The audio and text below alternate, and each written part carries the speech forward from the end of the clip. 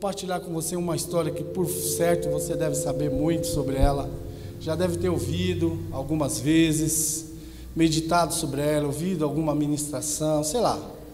Ela é familiar sua. Pelo menos filme você já viu, com toda certeza.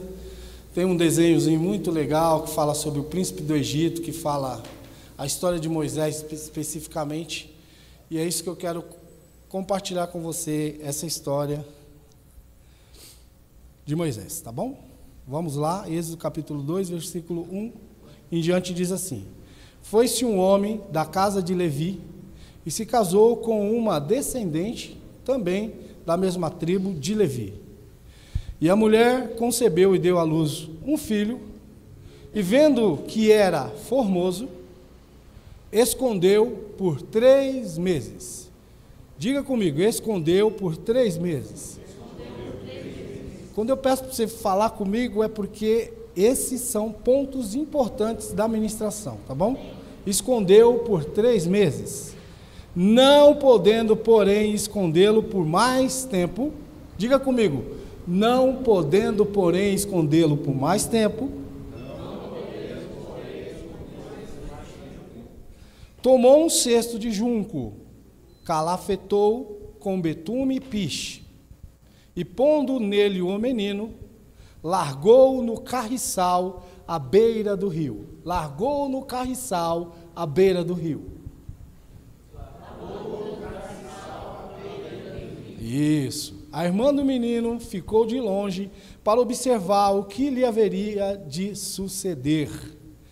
Desceu a filha de Faraó para se banhar no rio, e as suas donzelas passeavam pela beira do rio. Vendo ela o cesto no carriçal, enviou uma criada e o tomou. Abrindo, viu a criança, e eis que chorava, e teve compaixão dele. Participa, irmão. Amém? E disse: Este é menino dos hebreus. Então disse sua irmã, a filha de Faraó: Queres que eu vá chamar uma das hebreias que sirva de ama e te crie essa criança? Vai lá, irmão.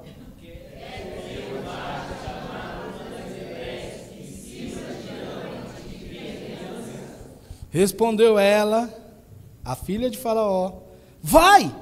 Saiu, pois, a moça e chamou a mãe do menino. Então lhe disse a filha de Faraó: Leva este menino, cria-mo, pagaste-ei o teu salário. A mulher tomou o menino e o criou. Vai lá. Pagaste-ei o teu salário. A mulher tomou o menino e o criou. Sendo o menino já grande, ela o trouxe à filha de Faraó, da qual passou ele a ser filho. Esta lhe chamou de Moisés e disse: Porque das águas o tirei. Amém, meus queridos? Que história em 10 versículos maravilhosa. Do caos, literalmente ao caos, ao sucesso, ao êxito, a tudo aquilo que talvez a mãe de Moisés, a família de Moisés, os pais, os irmãos, o pai não esperava. Isso corrobora, embora não tenha sido isso ainda escrito, mas com certeza na mente de Deus estava, que Deus faz infinitamente mais do que eu peço, do que você pede, do que nós pedimos, e até mais do que você pensa. Ah, meu Deus, mas eu queria uma casinha tão assim, uma coisinha minusculazinha, pequenininha. Deus falou: tá bom, eu vou te dar uma mansão. Senhor, eu queria uma esposa tão, sei lá, que você vai fazer café. Não, eu vou te dar uma cozinheira. Tá vendo? Senhor, eu queria um emprego que eu tivesse pelo menos um saláriozinho pequeno de 5 mil. Não, 5 mil vai ser as ofertas que você vai dar. Posso ouvir um amém? Amém. Irmão, porque Deus, Ele faz infinitamente mais. Deus, Ele não contenta em ver o seu copo já cheio, Ele quer ver transbordando, Ele bota mais, e fica caindo em você. Deus já está transbordando, não, toma mais aí, até transbordar, irmão. Esse é o feito, é um Deus extravagante. Amém, meus queridos? Não sei você, mas essa é a qualificação, a qualidade, os atributos de Deus. Ele faz muito mais do que você pensa, muito mais. Amém? Então, esse é um dos personagens mais importantes da Bíblia, Moisés. A sua história, a sua trajetória, ela é narrada principalmente em 4 livros, né, que conta a história especificamente de Moisés. O livro de Êxodo conta muito sobre ela, né? O livro de Levítico, Números e Deuteronômio. São esses 4 livros, inclusive escritos por ele também, Moisés. Moisés escreveu 5 livros da Bíblia, os 5 primeiros, Gênesis, Êxodo, Levítico, Número e Deuteronômio. São escritas de Moisés. E ele, nesse segundo livro do Pentateuco, especificamente, livro de Êxodo, ele fala da sua história, da sua trajetória, do seu legado. Ele fala de como Deus visitou naquela época ali o povo que estava no Egito. O povo do Egito, você sabe a origem, o povo do Egito, o povo de Israel no Egito, você sabe a origem, começou ali, quando José trouxe os seus familiares para residir com ele ali, e ali aquela tribo prosperou grandiosamente, em número, prosperou em tudo, e inclusive eles tinham até uma terra específica fornecida pelo faraó que José servia. José era a segunda pessoa do Egito, que você sabe, né? Conhece pela palavra, lê, um leitor assíduo da Bíblia, pelo menos isso eu entendo. Então, você vê que uma terra foi ofertada à terra ao povo de Israel, e o povo de Israel prosperou grandiosamente. Mas passou-se um tempo, aproximadamente 400 e poucos anos, e eles cresceram absurdamente nesse tempo, naquela localidade que não era a localidade deles específica. Era uma terra chamada Terra de Gósen, onde o povo hebreu estava ali fixado por oferta de Faraó, generosidade de Faraó e, obviamente, a graça de Deus sobre a vida de José para que trouxesse todos os seus descendentes para ali. E eles cresceram grandiosamente, só que mudou também o governo da terra. O governo era um outro faraó. O faraó que subia ao trono agora estava vendo aquele povo prosperar grandiosamente e fez com que eles passassem a ser não aliados, e sim escravos. E eles começaram a ser escravos naquela localidade, a escravidão no Egito, e Deus decidiu, porque viu o clamor daquele povo, intervir nessa história. Estou só parafraseando para você entender como que é a história de Moisés e a sua trajetória. Então ele nasceu ali no Egito, em um período em que os seus compatriotas, os israelitas, os hebreus, eram escravos do povo egito.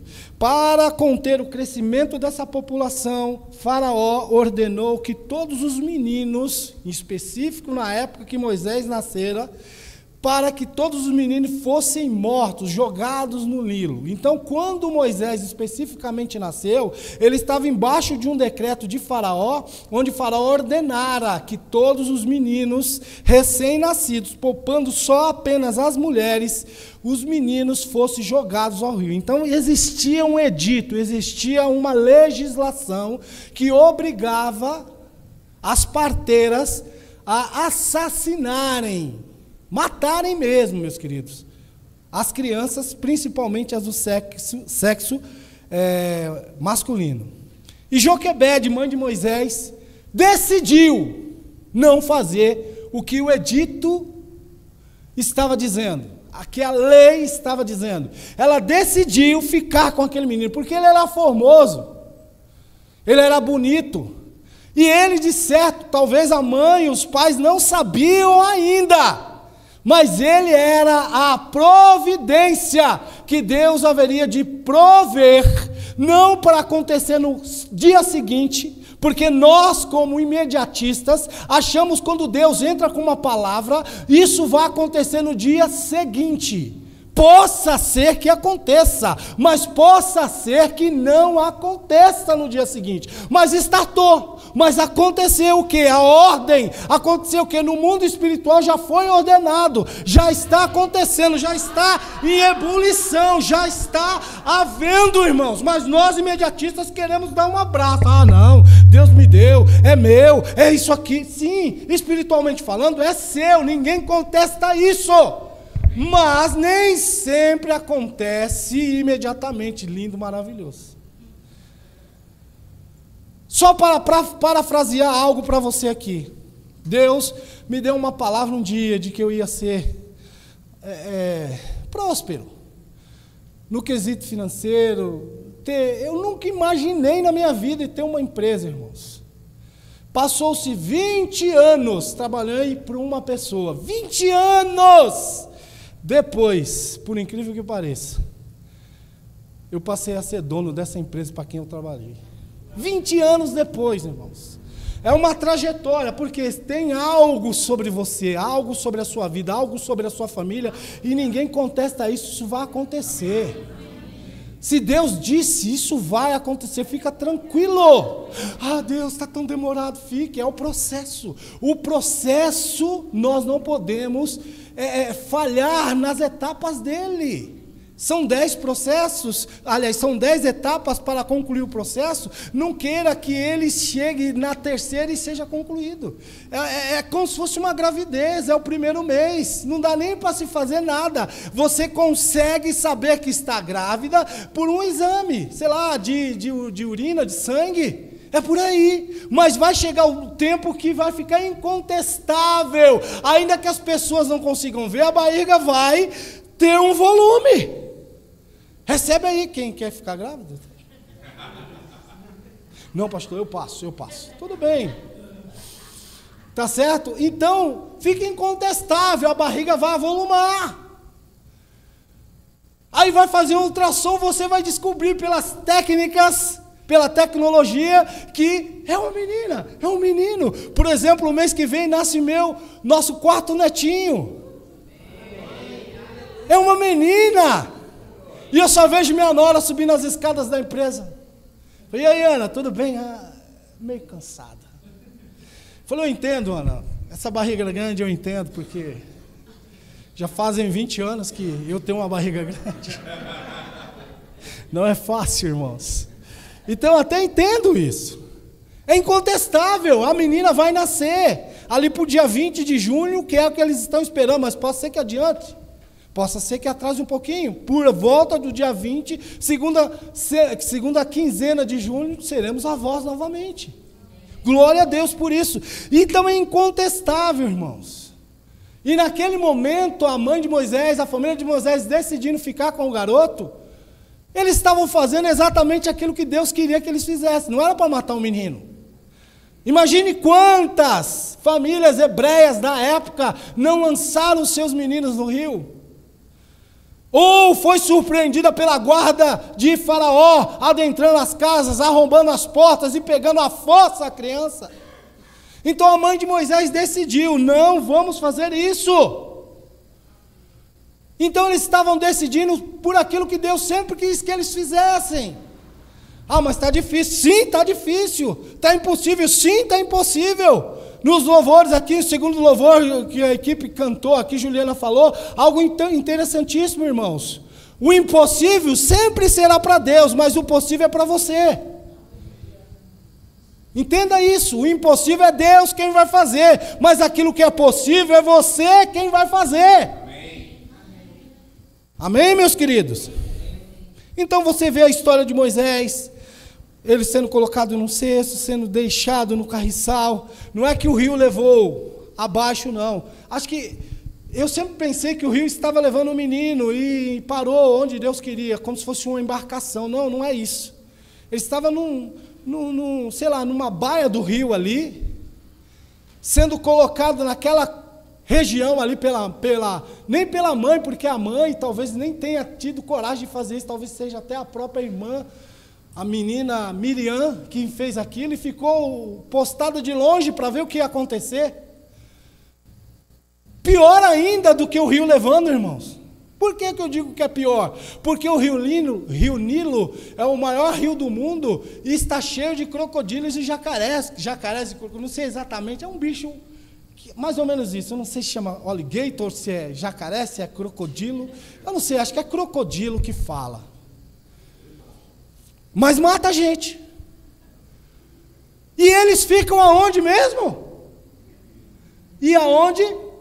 Nas margens. Se o perigo era grande, daquele bercinho está descendo o rio abaixo, imagina ele parado naquela localidade.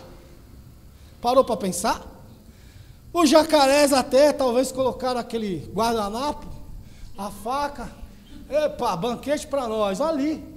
Não, você não vai comer nada ali, fique quieto. Talvez um quis dar uma investida para cheirar lá o que tinha dentro, o anjo, pá, cala a boca, rapaz, você não vai mexer em nada aí.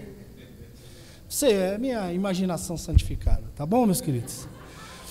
E o tema dessa ministração de hoje, eu quero dar um tema, a Bia sempre me pergunta, então bota esse tema aqui, Bia, pressões da vida.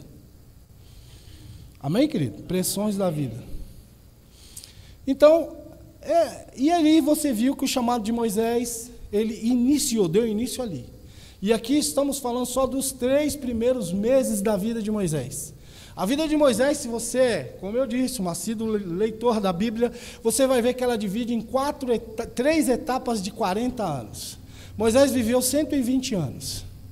Ele ficou, essa primeira etapa aqui que eu estou relatando a vocês, é a primeira etapa de 40 anos da vida de Moisés. 40 anos foi a idade que ele fugiu do Egito. Você que lê a Bíblia sabe disso. Ele fugiu do Egito. E passou mais 40 anos ali, sendo preparado para o chamado. E quando ele volta, ele não era mais um menino de 40 anos, ele já era um menino de 80 anos. Quando ele volta ali para falar com o faraó.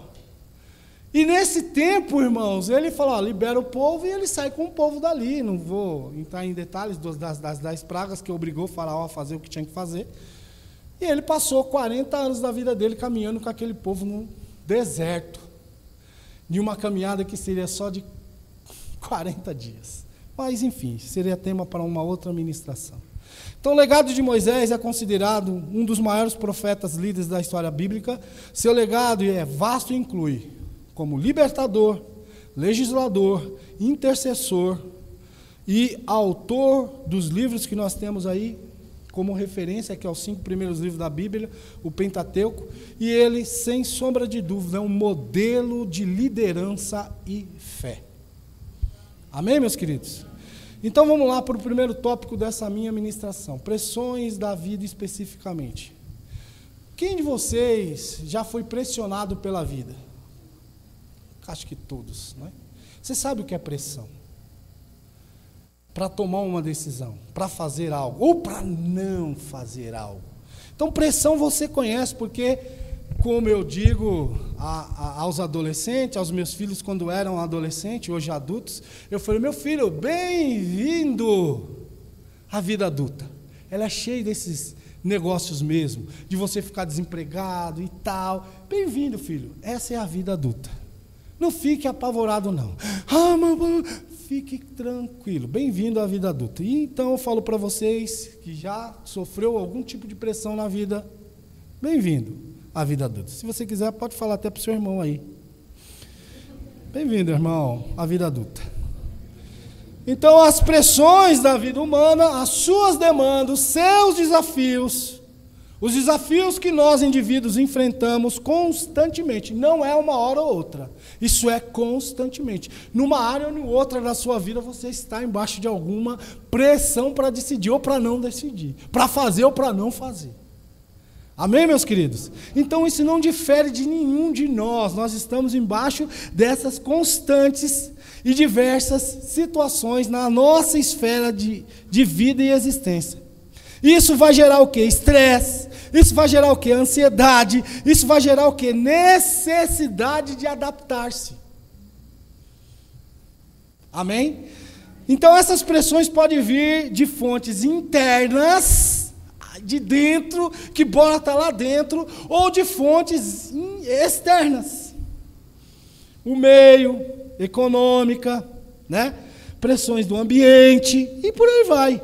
Embora as pressões sejam uma parte inevitável da nossa vida humana, a forma como a enfrentamos, o jeito, a maneira como você a enfrenta, é que faz a diferença. O jeito que você enfrenta, porque vai ser soco, irmão. Muito soco nessa área do rim, na área do fígado, e você vai, e outro na cabeça, e tome soco. Agora decidiram me chutar, e chute, e tome lá. E você vai nas cordas, que nem um boxeador. Ai, meu Deus, eu vou morrer.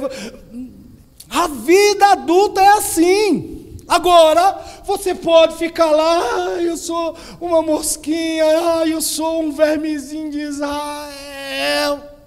Ou levanta, bateu, tá bom, estou aqui. E vai para cima e enfrenta também, dá uns 3 socos. Quantos socos você levou? Eu levei uns 15. Quantos você deu? Uns 3, mas que eu dei. Não apanhei tão assim de graça. Não é? Então, irmãos, isso chama o quê? Dia mau. E o dia mau vem sobre todos. Sim ou não? Ou o dia mau é só para quem não tem casa.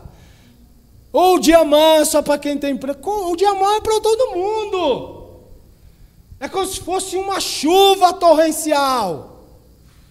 Quem decidir andar na chuva, decide. Mas eu sempre vejo as pessoas cautelosas e embaixo de algum abrigo. Ou quando se aventura usando um guarda-chuva, uma capa, alguma coisa do gênero. O dia mau vem sobre qualquer um de nós, irmãos. Isso foi assegurado, sabe por quem? Pelo próprio Jesus.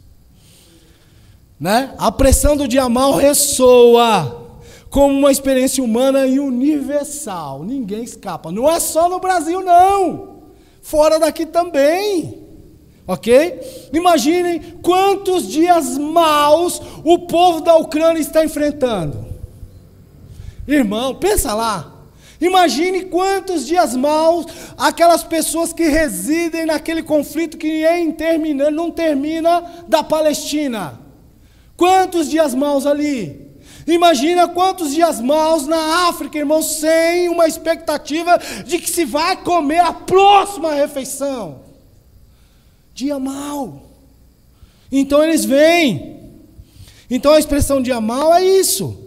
Períodos de adversidades, dificuldades, frustrações, sofrimento, e inevitavelmente surge na vida de qualquer um. E na vida da família de Moisés não foi diferente. Eles estavam embaixo de uma ordem nacional, ali onde era os termos do Egito, tinha aquela ordem. Ser hebreu então, se nascer alguém na sua casa, na sua família, seja neto, seja filho, que se nascer alguém e for menino, vai ser morto. Irmão, pensa bem, que situação. Então, o dia mau que a família estava vivendo, é mais ou menos isso que a gente está tentando colocar aqui para você.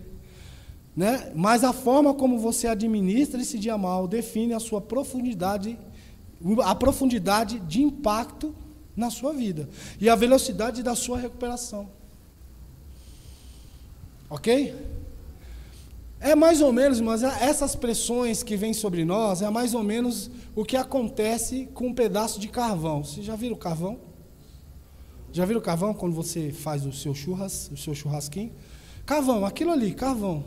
Só que aquele carvão ali, ele é um carvão vegetal. O carvão que também é parecido com aquele, é o que eu estou falando, é um carvão mineral, mas é mais ou menos parecido. É uma pedra igualzinha ali, chamada carvão também. Você sabia que é essa pedra que se transforma nas mais lindas e belas pedras que nós conhecemos e chamamos por diamantes? Mas o que aconteceu da transformação de um pequeno pedaço de carvão a um outro pequeno pedaço de diamante? Tempo, diga comigo, tempo e pressão. Sabe o que vai tornar você um belo de um diamante? Tempo e o que mais? Então as pressões são necessárias. Tempo e o que mais? Pressão. Esse garoto que está filmando aí, chamado Marcos, se vocês quiserem olhar ele ali, ó, ele é um garoto ainda. Ele tem... Você tem quantos anos, Marcos? 27? Acabou com você, né, Marcos? 19, pô. 19 anos de idade, irmãos. Imagina esse menino quando chegar aos 49 anos de idade. Portanto, daqui a 30 anos. A temperatura e a pressão, o que pode fazer na vida de um garoto desse? Muito mais, infinitamente mais do que nós aqui hoje estamos fazendo. Amém, meu irmão? Amém. Então é isso, a temperatura e a pressão vai fazer você o diamante que Deus precisa que você seja.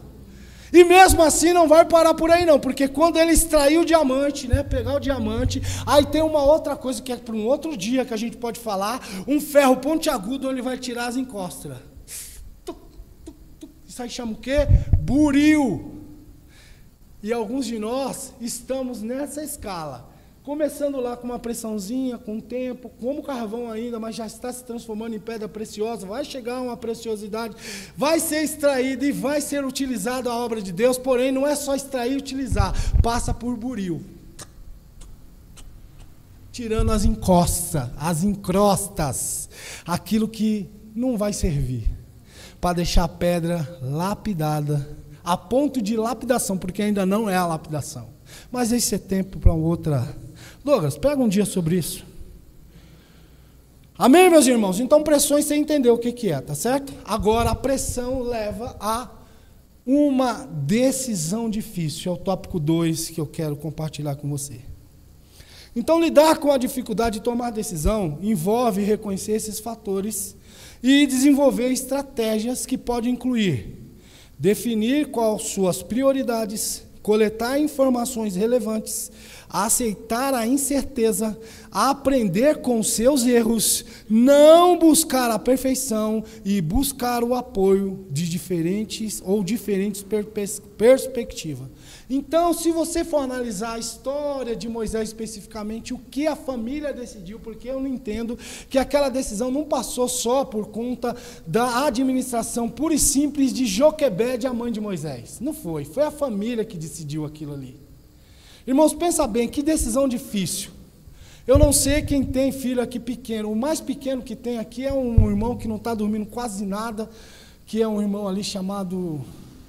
Está dormindo não, né, irmão? Tá nada, ele tá ligeiro ali, ó. Deixa eu olhar bem para você. De Cássio. Eu pergunto para ele, e aí, dormiu bem? Dormi bem essa noite. Mas tem noite que ele não dorme quase nada. Irmãos, eu não tô nem aí porque eu já passei por isso. É fase difícil. É fase difícil mesmo. Você entende? É difícil ter filhos e principalmente nessa fase, você não sabe se chora, você não, a criança não decide se é fome, se é cólico, o que é. Imagina aí o texto que a gente pediu para vocês lerem, junto aí alguns tópicos do texto, quando eu falei assim, ó, lembra ali? E concebeu e escondeu aquele garoto. A família decidiu, vamos esconder por 3 meses. Imagina você esconder uma criança por 3 meses e as pessoas não poderiam, em hipótese alguma, saber que ali tinha uma criança.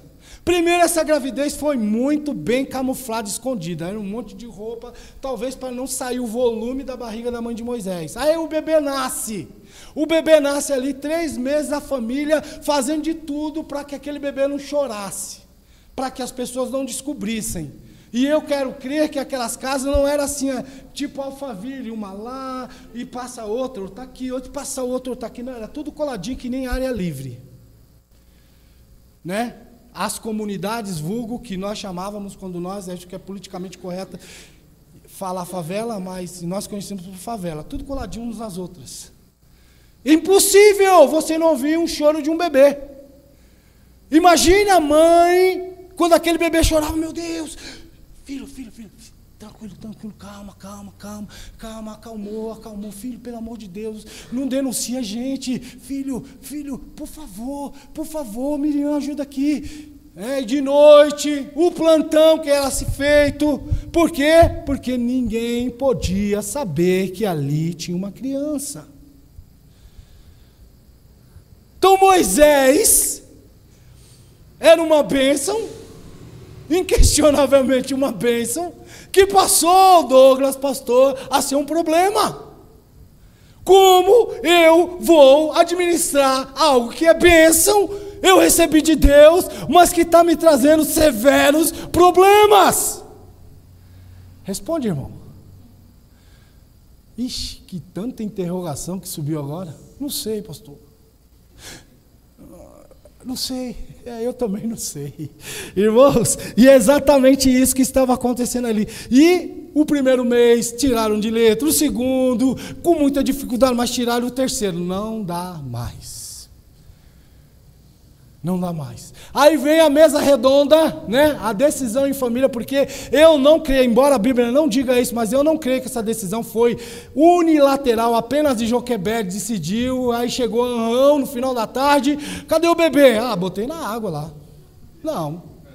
Não foi isso que aconteceu, eu não creio que foi assim, mas parafraseamos dessa forma, a família decidiu e tomaram-se isso por direção. Eles não podiam mais esconder a criança, o versículo 3 está falando. Eles não podiam mais. E agora eles estavam diante de uma decisão difícil, uma difícil decisão.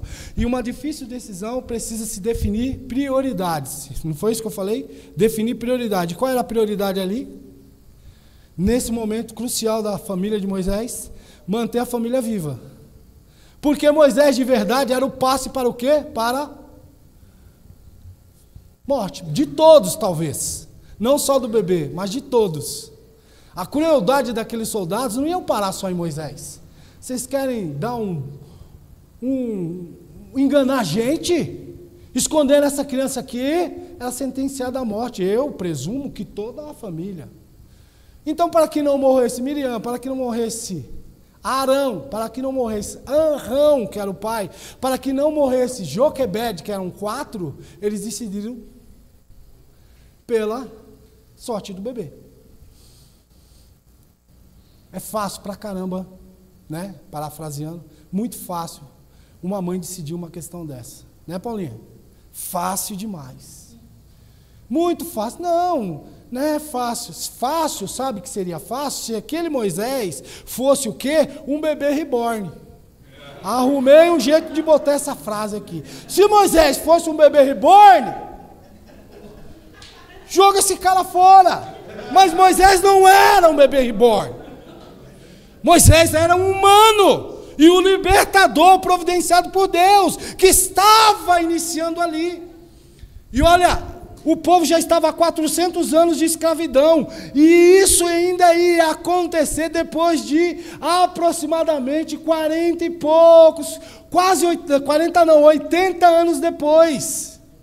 A história da libertação, se você for fazer as contas. É que a gente lê a Bíblia apressadamente, não parafraseia nada, não considera nada, não faz meditações. Amém, meus irmãos? Então, a família precisava definir prioridades. Coletou informações relevantes, se encontrar, estamos todos mortos. Aceitou a incerteza, o que vocês vão fazer? Não sei. Deus vai gerar uma forma, um meio, uma maneira, e as decisões vão ter que ser tomadas.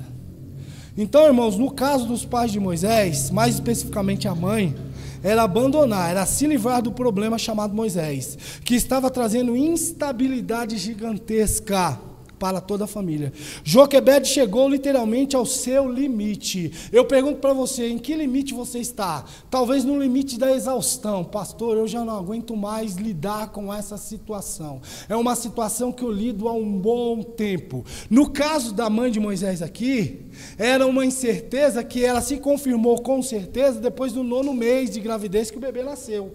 Mas desde que a semente veio para o ventre de Joquebede, não se tinha certeza se era uma menina, se era um menino. Mas só teve a certeza quando ele nasceu especificamente. Então, quando Moisés nasceu, o problema nasceu junto com ele.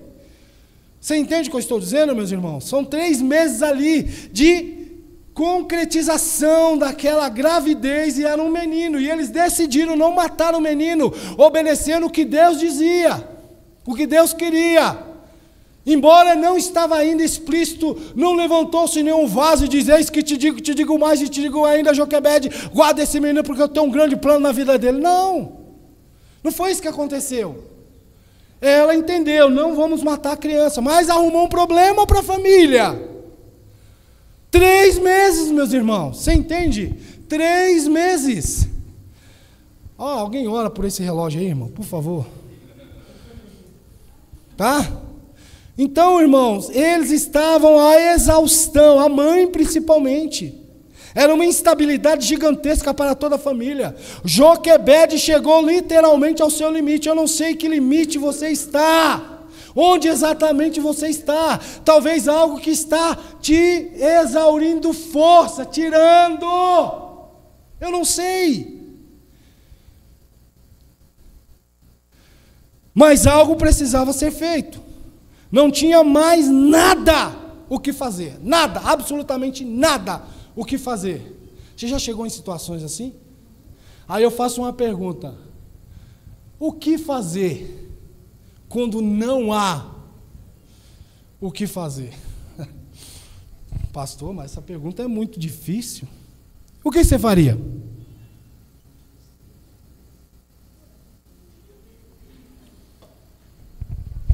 O que fazer quando não tem o que fazer?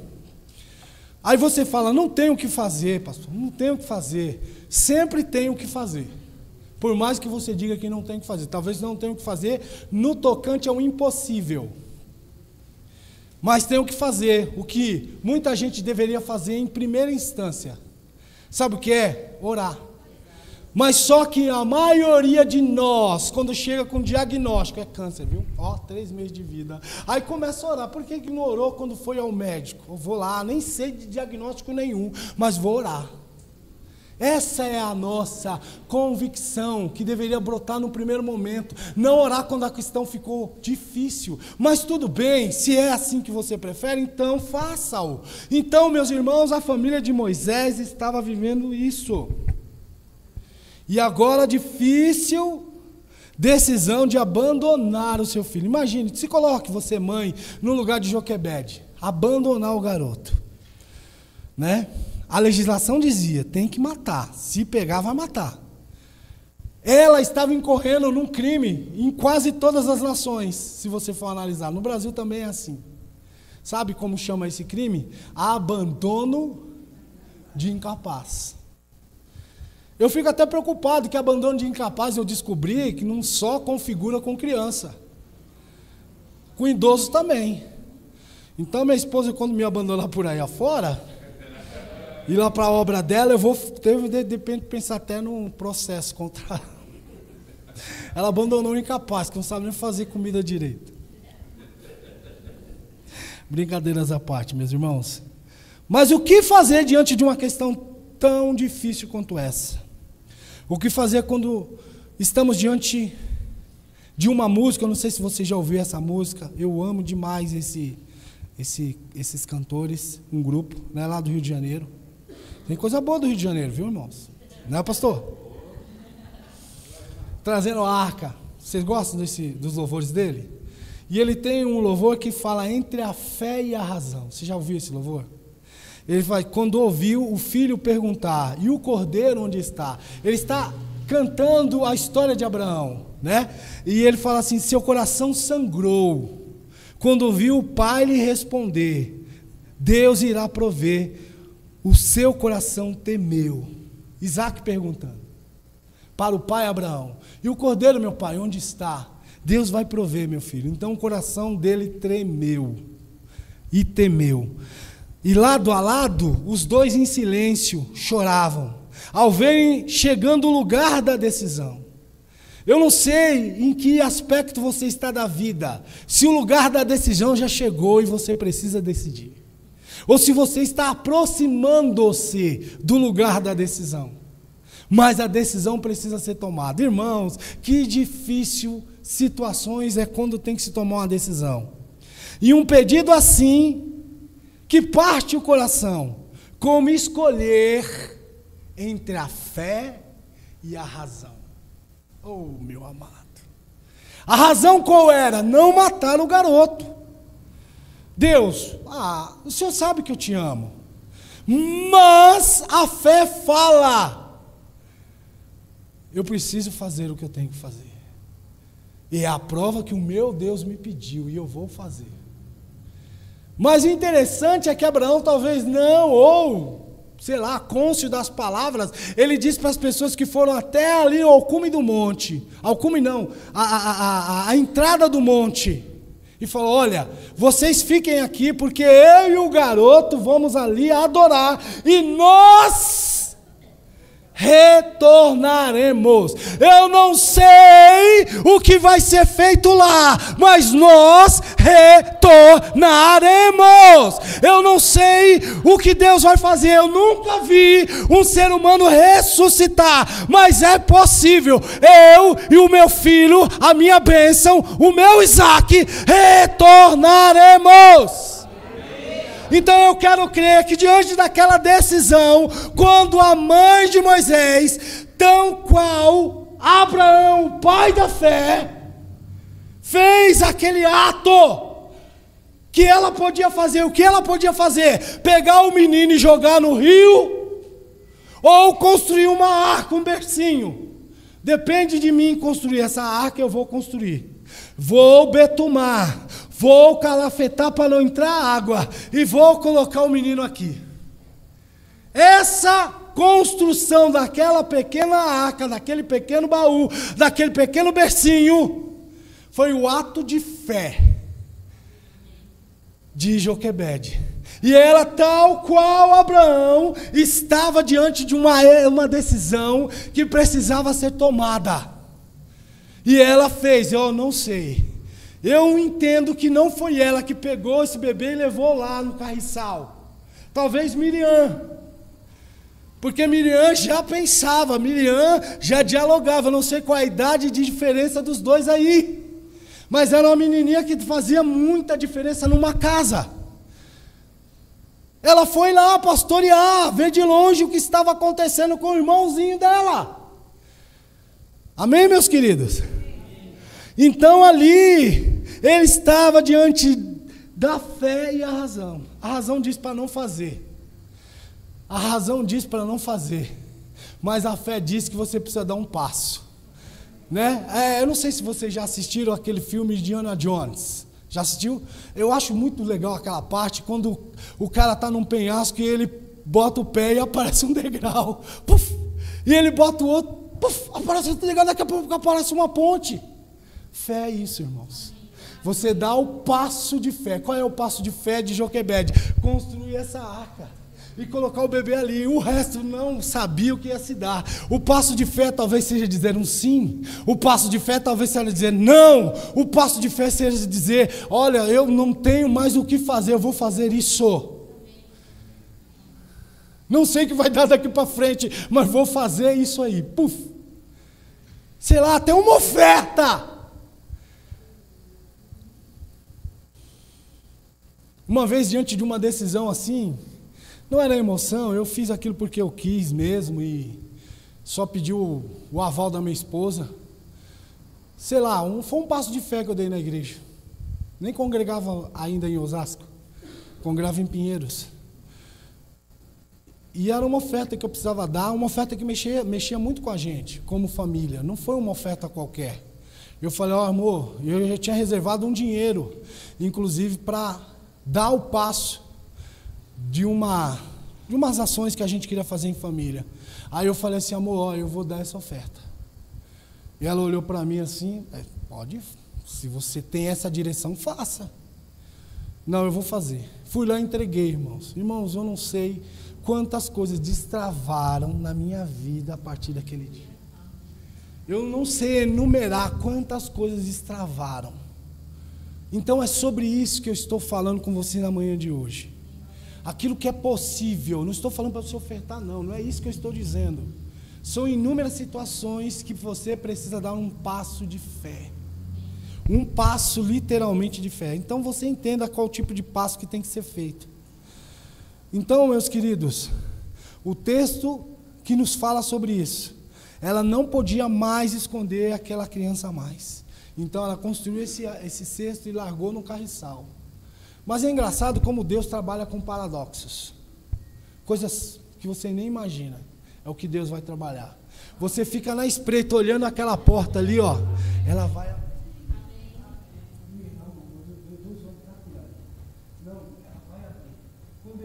Deus fala assim, no seu ombro, você olha para trás da mesa da costa.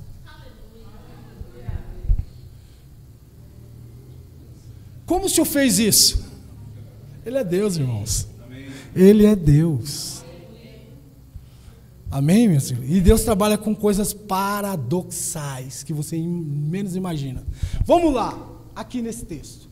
Aonde a mãe de Moisés, a família de Moisés não queria que esse bebê fosse.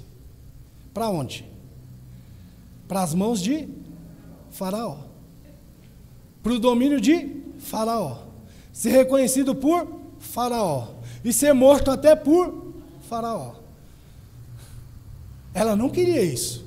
Jamais. Talvez ela pensou em alguma situação. Um jacaré que engolisse de uma vez só, não desse muitas mordidas no menino. Sei lá, um hebreu compadecido e levar para dentro da casa dele para ficar mais uns 3 meses. O menino ia ganhar mais 3 meses de vida, indo para 6. Sei lá, um oficial importante do exército de Faraó que pudesse dizer, não, esse menino é meu, tal. Menos, de verdade, menos para as mãos de Faraó. Não é possível. Mas Deus trabalha assim, com paradoxos, com coisas que você nem chegou a cogitar. Você recebe isso? Deus vai trabalhar na sua vida com coisas que você jamais cogitou. Com algo que talvez você não tenha nem destreza, mas a destreza vai chegar. Com algo que você talvez não tenha nem domínio, mas o domínio vai chegar. Com algo que você não conheça, mas vai chegar. Amém, meus queridos? Deus vai direcionar o processo. Apenas creia nele. Deus vai trazer as formas. Apenas creia nela. Tome as decisões que precisam ser tomadas. Então, olha o paradoxo aí da família de Moisés. Eles não queriam, a mãe principalmente não queria. Mas o menino foi parar aonde, irmãos? Na família de Faraó. E o desespero, a despedida daquele garoto, que estava fazendo a família viver um descontrole total ali. Né? E ela decidiu, porque a opção dela não era dizer não, ela tinha que dizer sim, sob qualquer aspecto. E a instabilidade e o descontrole estavam ali. Mas, para finalizar aqui, essa última etapa dessa ministração, a especialidade de Deus sempre vai ser essa. Trazer coisas paradoxais para mostrar para você que Ele está sob o controle de tudo. Até de alguém que de repente esteja tramando contra a sua vida. Deus está no controle também das ações, não que Ele esteja mandando a pessoa fazer aquilo, mas para Deus, Ele é um estalo, Ele pode mandar, cessa isso aí, cessa agora. E acabar, simples desse jeito. Mas naquele horário que se colocou o garotinho Moisés no carriçal ali, junto aos juncos, que carriçal e juncos, né, à margem do rio, a filha de Faraó resolve tomar um banho. Estava com calor, foi tomar um banho. Amém? Levou toda aquela equipe de donzelas, todas bonitas, perfumosas, estavam tomando banho ali. E o garoto ali dentro do cestinho, e a irmã de longe, olhando o que poderia acontecer. Quando de repente ela vê o cesto, aquilo lhe chama a atenção. Mas por que chamou a atenção da filha de Faraó?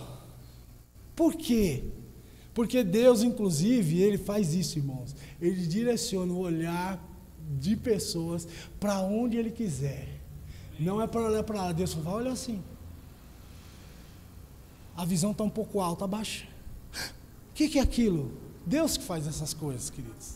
Ele traça a coisa de forma que você nem imagina. Você acha que eu imaginei ser o que eu sou, ter o que eu tenho, fazer o que eu faço? Não, meus queridos, eu já contei isso aqui para vocês. Aos 21 anos de idade, quando eu me casei com a senhora ali, irmão, eram 2 calças, uma no varal e outra no corpo. Nem cama eu tinha para dormir. Uma vez ela foi na casa dos meus pais, que eu ia acompanhá-la até o médico, que ela estava com um problema sério no ombro, de infiltração, que ela precisava fazer. Aí ela chegou em casa, assim tipo 6:30 da manhã. A minha mãe mandou ela entrar. Entra, Maria, pode entrar, senta aqui. A minha casa era tão grande que se minha mãe falasse eu vou para ali, eu tinha que sair daquele lugar para ali. Era tão grande que uma peruca se via de tapete de sala. De tão grande que minha casa era. Gigantesca, 3 cômodos. Se andava 3 passos, chegava no final dela. E um monte de gente morando ali. Aí ela chega e senta. Cadê o Zenil? Tá dormindo, já ele levanta aqui, já está levantando. E ela viu esse cidadão levantando de um berço. Pastor, um berço? É um berço, irmão. Sabe uma poltrona? Poltrona. Uma contra a outra assim, um banquinho no meio, um pedaço de madeira. É como se deitasse dentro de um caixão. Era a minha cama, aos 19 anos de idade. Que dureza. E hoje, irmãos, 40 anos depois, olha só o que Deus fez. É que nem aquele menino do meme lá da bateria. Olha o que Deus faz! Olha o que Deus faz! Não é? Que eu mando sempre para o Caio. Então, irmãos, Ele é o Deus que pega a instabilidade, o descontrole, Ele estabiliza e já te dá controle. A situação estava descontrolada na família de Moisés. Instável. Morte. E a filha de Faraó vai para aquele local onde o menino já estava, aguardando ela chegar. E eu quero dizer para você que o menino estava com fome, porque ele chorava. E o bebê come de quanto tempo mesmo, ô de Cássio? 3 em 3 horas? 3 em 3 horas. De Cássio está craque no negócio. Então, está lá o bebê. Miriam olhando de longe. A filha de Faraó percebe. Chega próximo. Abre o cesto. Contempla um bebê chorão lá dentro. Porque chegou a hora dele comer, sei lá. Ele estava chorando. Ela teve compaixão do menino.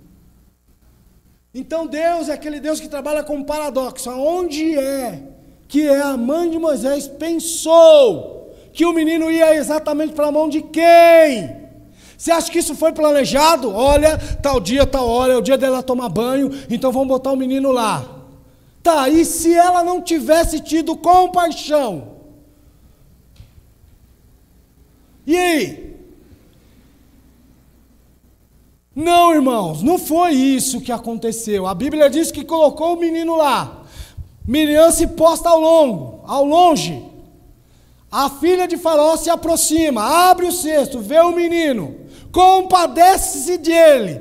Tudo instantaneamente, o paradoxo acontecendo, aquilo que a mãe jamais pensou. Miriam, por um instinto, eu quero até crer assim, ela chega próximo. Miriam olha, a filha de Faraó diz, é dos hebreus, é um garoto dos hebreus, e Miriam vem com a assessoria pronta. Isso que é assessor, pronta ali para falar, olha, você não quer alguém para dar de mamar essa criança chorona? Você não quer alguém para cuidar dela para você? Ô menina, boa ideia, traga a pessoa. Quem, irmãos, ela vai buscar? Quem ela vai buscar? A própria mãe. A mãe que no dia anterior não sabia o que fazer, só construiu a arca e colocou. Agora estava com o bebê de volta, porque esse Deus é o Deus que estabiliza a instabilidade, Ele estabiliza, Ele devolve o controle àquilo que está descontrolado. Ele controla novamente e diz, toma, Douglas. Conduz agora. Ele é especialista em pegar situações instáveis, estabilizar. Ele é especialista em pegar situações descontroladas e controlar. E te devolver a administração novamente. O bebê veio para a mão dela de novo, irmãos. Isso não é a história de Steve Spielberg, não. É a Bíblia. É a palavra. Então, irmãos, Deus é o Deus que faz esse tipo de coisa. Estabilidade, só para você entender o que é instabilidade. Instabilidade, queridos, ela ameaça a segurança, o bem-estar, a capacidade de planejamento. E estabilidade o que é? Significa a qualidade ou característica de estar estável, firme, sólido. Moisés precisava ser matriculado numa escola muito boa, que era a escola egípcia, porque Moisés precisava de conhecimento da cultura egípcia, para depois ele ir para a escola, o chamado, ali ministerial especificamente, com Jetro, com seu sogro, ali no deserto, ter as suas experiências com Deus, para depois ele retornar ali, tanto conhecedor da história egípcia, quanto conhecedor da história hebraica, quanto conhecedor também do que, irmãos, da vida com Deus. Aí ele chega para fazer o que Deus diz para ele que ele faria. O Ministério de Música, por gentileza.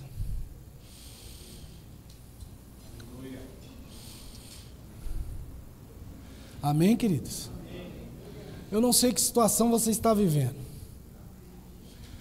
Se há algo instável na sua vida, que precisa ser estabilizado urgentemente.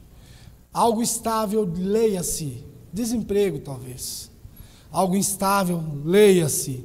Dificuldades financeiras, mesmo com emprego. Algo instável, se leia-se. Problemas emocionais. Algo instável, se leia-se. Problemas familiares. Não com você, esposa, especificamente, mas, sei lá, filhos, sei lá, irmãos, alguma coisa que está tirando a sua paz e que não está deixando você processar as ideias direito. Mas hoje você vem no lugar certo. A decisão precisa ser tomada e ela precisa ser tomada embaixo daquilo que Deus quer que você decida. Um sim ou um não. Sabe, irmãos, a gente precisa entender que Deus, ele abre portas, mas ele também fecha as portas. Deus, você precisa entender que tanto abrir quanto fechar de portas é a mesma coisa para Ele. Nós só oramos para que Deus abra uma porta, mas nós podemos orar para que Deus feche uma também.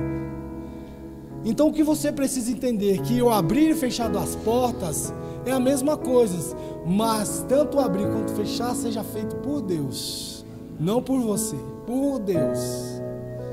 Amém? Eu não sei qual é o tipo de instabilidade que você vive, mas eu quero orar por você. Se você pudesse colocar em pé, e se você quiser uma oração especial, por favor, venha à frente, eu quero orar por você. Seja qual for a instabilidade que você esteja vendo, emocional, física, uma instabilidade que seja com família, uma instabilidade financeira, um desemprego, seja o que for, uma dificuldade para conduzir bem os seus negócios, seja o que for, pode vir. Enquanto o ministério estão louvando ao Senhor,